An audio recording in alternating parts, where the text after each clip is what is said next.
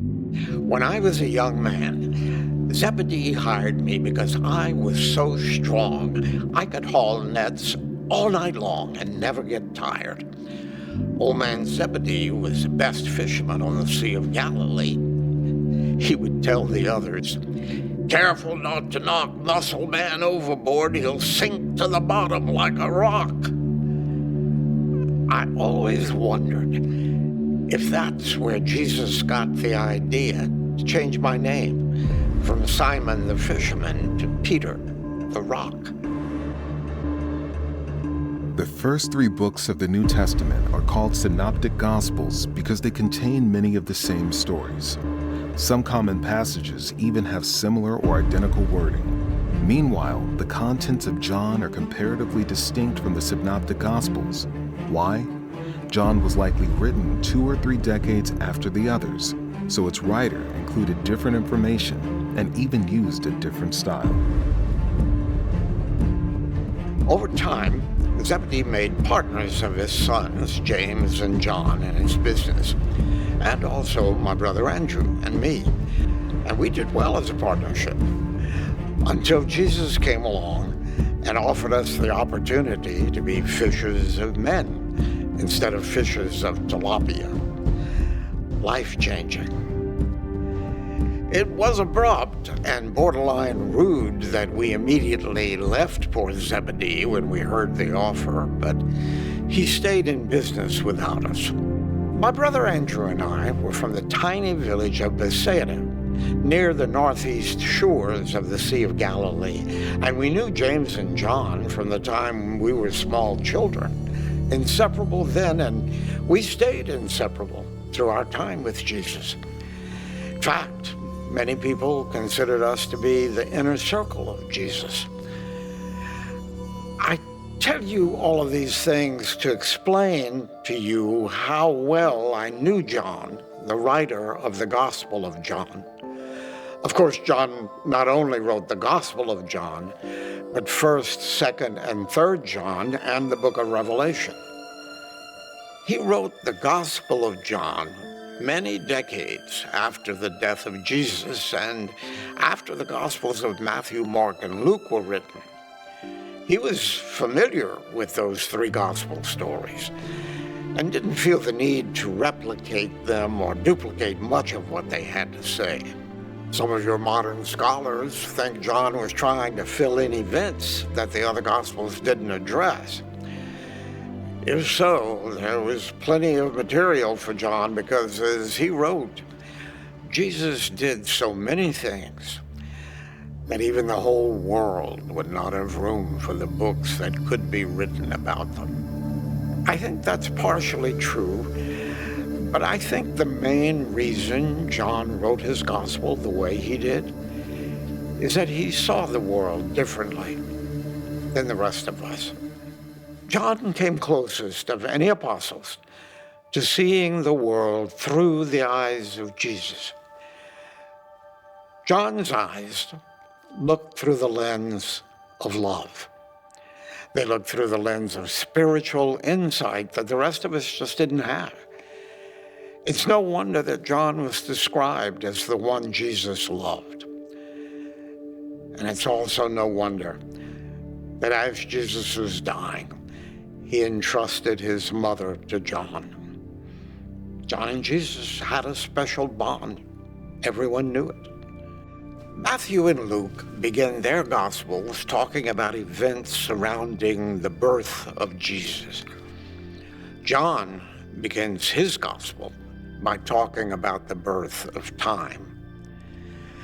I was never jealous of John as a person, but I did envy his way with words. Nothing ever written is as sublime as the first lines of the Gospel of John. In the beginning was the Word, and the Word was with God, and the Word was God. The Word was with God in the beginning. All things were made by him, and without him nothing was made that has been made. In him was life, and that life was the light of men. John conveyed so much, so few words.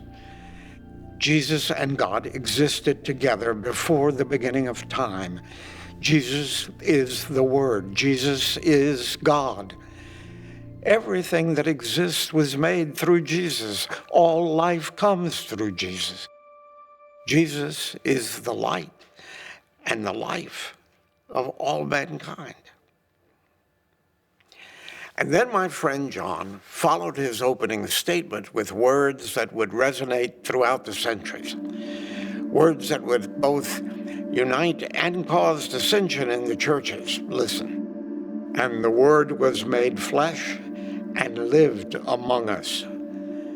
We have seen his glory, the glory of the one and only Son who came from the Father, full of grace and truth. The God of the universe became a man and lived among us as a man. We were all witnesses to that fact.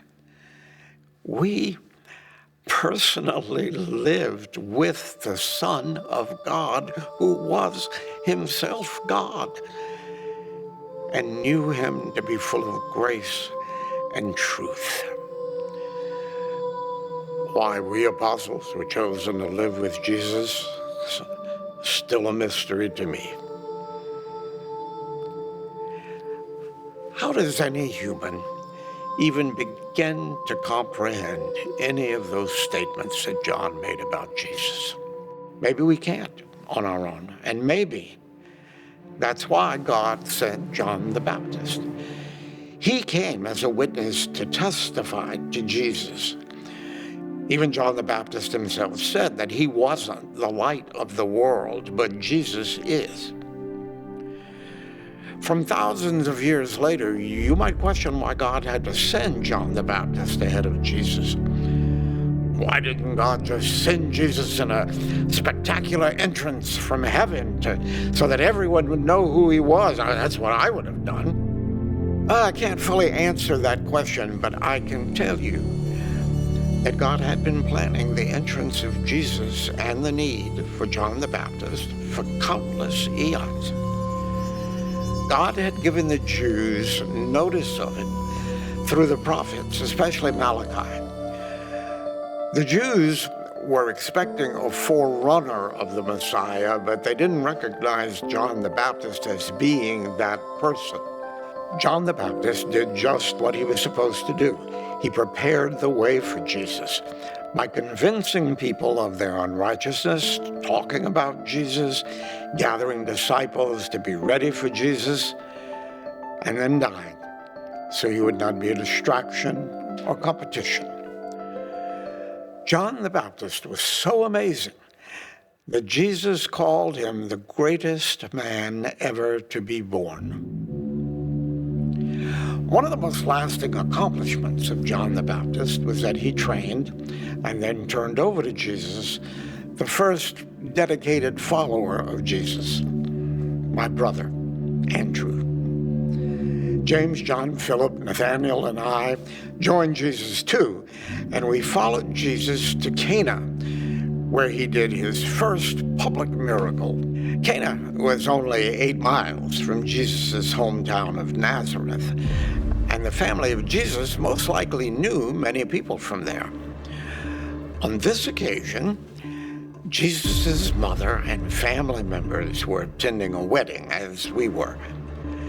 The wedding party was going well when a most embarrassing thing happened. The host ran out of wine. Now, in that society, that would have been a huge social disgrace and a bad omen for the newlyweds. So Jesus' mother might have been part of the wedding providers because she was aware of the problem. So she came to her son and simply said, "They have no more wine." Jesus seemingly wanted to stay uninvolved, but like a good mother and friend, she just told the nearby servants to do as Jesus said. She didn't know how Jesus would solve the problem, but she had faith that he would. Now you can imagine Jesus taking a big sigh, giving Mary a loving look, and then telling the servants to fill 6 huge jars with about 150 gallons of water. Well, what followed was quite a sight. Servants rushing out to the public well, drawing huge amounts of water, then hauling the water through the crowds to the 6 jars. Took many trips, caused quite a scene. When the jars were filled to the brim, the servants took some of the water out, took it to the master of ceremonies. It had not only become wine, but the best wine. And instead of an embarrassing announcement of the wine being gone, the master of ceremonies complimented the bridegroom for saving the best wine for last. We didn't know it at the time, but the miracle of the wine was an indication that a new religion was coming to replace the old Jewish religion, and the new would be far better than the old. After the wedding, Jesus, his followers, and his family went to Capernaum, the site of his new headquarters. Like the other gospel writers, John did not always follow a strict chronological sequence. At this point in his story, John says that Jesus went up to Jerusalem for the Passover celebration. He doesn't say the path that Jesus took, but Jesus often came toward the temple from the south, going by the pool of Siloam on the southern edge of the old city of David. Jesus would climb the steep hill on the slick, coffee-colored paving stones laid by Herod the Great. He would pass the small shops by the side of the road where vendors sold food, animals to be sacrificed, and changed money. His face would darken as he remembered how they took advantage of his mother and father. But he never expressed his disapproval of these services that were needed to worship in the temple in the manner required by the temple leaders. On that particular day, we completed the ceremonial cleansings in the pools south of the Temple Mount, and reciting the Psalms of Ascent, we climbed the southern steps. Then climbed the stairway to the top of the Temple Mount and headed toward the temple. Jesus stopped. He stared at the temple courts, which were packed with even more vendors. An expression clouded his face, one that none of us had ever seen. He moved to the side, grabbed a long cord. What's he doing? I thought. He rose and slowly walked toward a vendor of doves and pigeons. And then, in cold fury, he overturned tables, opened cages and animal pens. He had made the cord into a whip, and he drove out the people, the cows, the sheep. The turmoil only increased when the coins of the money changers hit the stones. People scrambled to avoid Jesus' whip and grab as many coins as they could. It was pandemonium. But the court soon emptied out, and Jesus stood there, panting. And the Jewish leaders rushed him in a panic, worried more about the nearby Romans than about the loss of money. They certainly were not concerned that God's house was being profaned.